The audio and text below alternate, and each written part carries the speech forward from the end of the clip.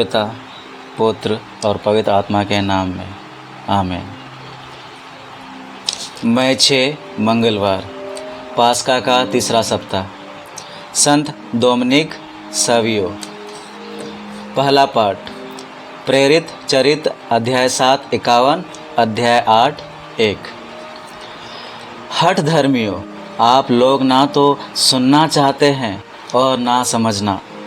आप सदा ही पवित्र आत्मा का विरोध करते हैं, जैसा कि आपके पूर्वज क्या करते थे। आपके पूर्वजों ने किस नबी पर अत्याचार नहीं किया। उन्होंने उन लोगों का वध किया जो धर्मात्मा के आगमन की भविष्यवाणी करते थे। आप लोगों को स्वर्गदूतों के माध्यम से संहिता प्राप्त हुई, किंतु आपने इसका पालन नहीं किया और अब आप उस धर्मात्मा के विश्वासघाती तथा हत्यारे बन गए हैं। वे स्तिफनुस की बातें सुनकर आग बबूला हो गए और दांत पीसते रहे। स्तिफनुस ने पवित्र आत्मा से पूर्ण होकर स्वर्ग की ओर दृष्टि की और ईश्वर की महिमा को तथा ईश्वर के दाहिने विराजमान ईसा को देखा। वो बोल उठा, मैं स्वर्ग को खुला और ईश्वर के दाहिने विराजमान मानव पुत्र को देख रहा हूँ।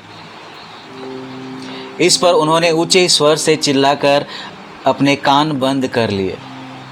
वे सब मिलकर उस पर टूट पड़े और उसे शहर के बाहर निकालकर उस पर पत्थर मारते रहे। गवाहों ने अपने कपड़े साउल नामक नवयुवक के पैरों पर रख दिए। जब लोग स्तिफनुस पर पत्थर मार रहे थे तो उसने यह प्रार्थना की, प्रभु ईसा, मेरी आत्मा को ग्रहण कर। तब वो घुटने टेक कर ऊंचे स्वर से बोला, प्रभु, ये पाप इन पर मत लगा। और यह कहकर उसने प्राण त्याग दिए। साउल इस हत्या का समर्थन करता था। उसी दिन यरूशलेम में कलीसिया पर घोर अत्याचार प्रारंभ हुआ। प्रेरितों को छोड़ सब के सब यहूदिया तथा समारिया के देहातों में बिखर गए।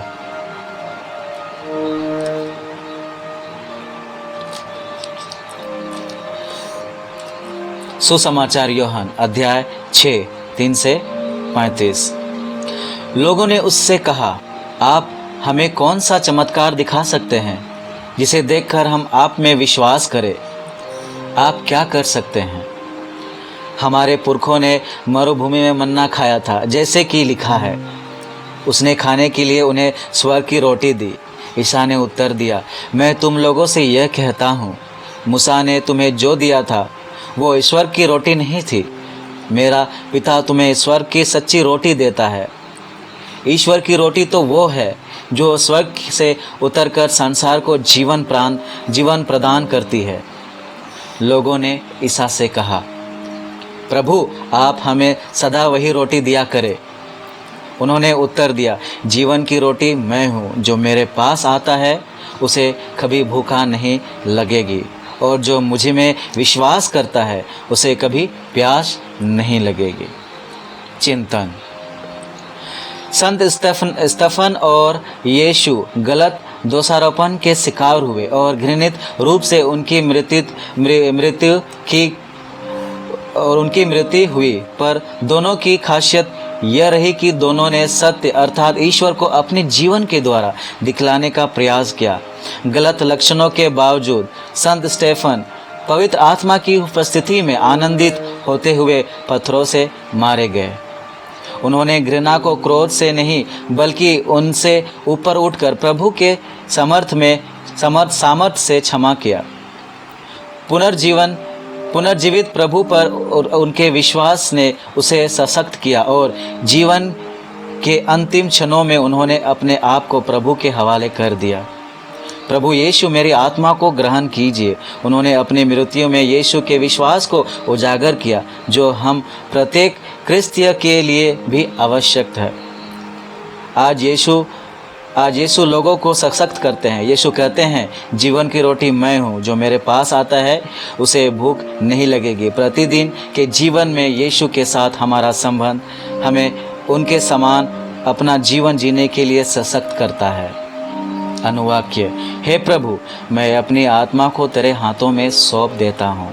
जय घोष, हालेलुया। प्रभु कहते हैं, जीवन की रोटी मैं हूँ, जो मेरे पास आता है उसे कभी भूख नहीं लगेगी। हालेलुया। पिता, पुत्र और पवित्र आत्मा के नाम में आमीन।